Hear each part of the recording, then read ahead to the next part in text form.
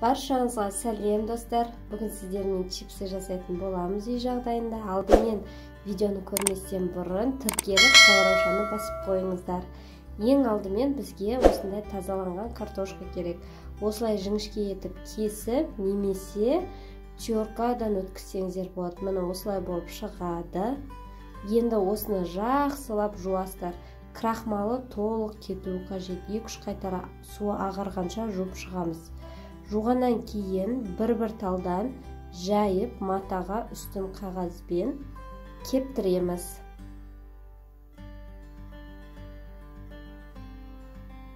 Мінекей осындай болып кеуіп шықты.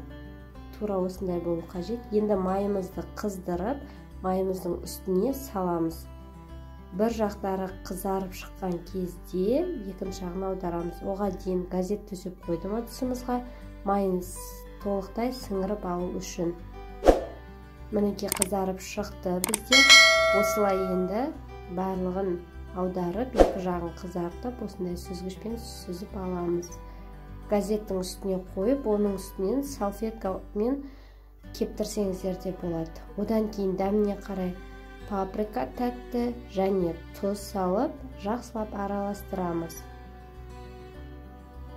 Басқа да дәмдеушілер қоссаңыз болады. Балалардың бәріне ұнайды, жасап көріңіздер. Сіздермен болған Айжан Ерболатқызы.